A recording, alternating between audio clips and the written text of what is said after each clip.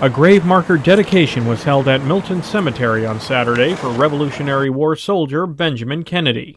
At the age of 21, Private Benjamin Kennedy marched with his brothers and father. Among the colonial militia assembling in the middle of the night was 21-year-old Private Benjamin Kennedy along with his father Andrew Kennedy and his brothers.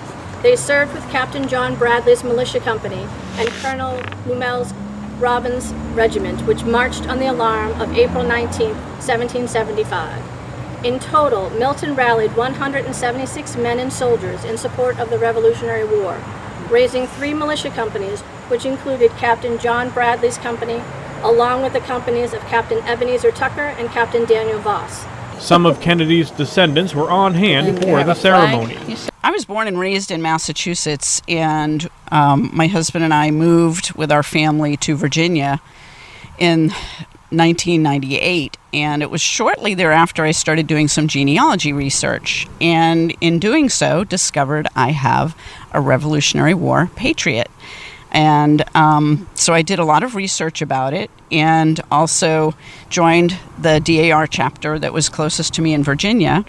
And it was just a random trip up here. I think it was around 2017 we came up here and decided we would try to find Benjamin's grave. She also discussed his link to a famous snack. One of his sons actually opened a bakery, and over the years it grew, and eventually they began producing the Fig Newton. So it had been passed on to his sons, and it grew and became the Kennedy Biscuit Company, which actually has apartments in Cambridge, Massachusetts. And if you go into the lower level, you can actually still see a working oven that produced the Fig Newtons, which is pretty neat.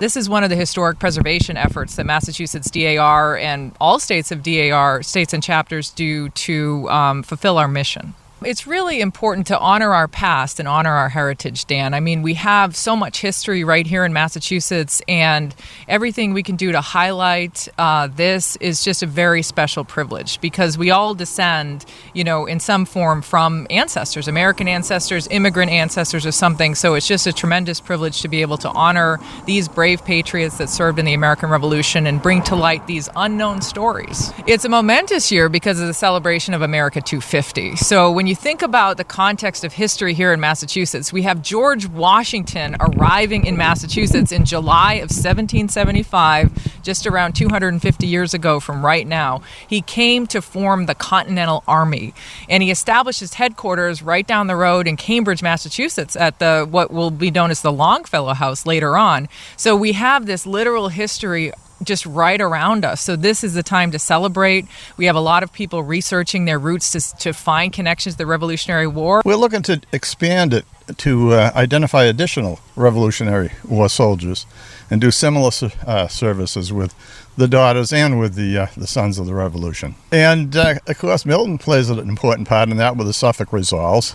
And these were the resolves that were sent down to Pennsylvania and became the framework, essentially, of what our Constitution is.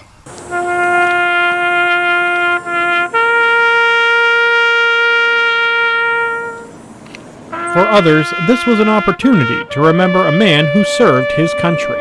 It's something that we rarely get to experience, so it's a once-in-a-lifetime opportunity. As a veteran yourself, was it especially important to be a part of this? It is, because I feel like we stand on the shoulders of those that came before us, and that's one of the strongest foundations that we can do to continue to not only advocate but fight for our democracy. The Daughters of the American Revolution say they are going to continue their efforts to find and honor Revolutionary War soldiers and make sure their graves are properly marked. To learn more about this and other events being undertaken by the Daughters of the American Revolution, visit massdar.org.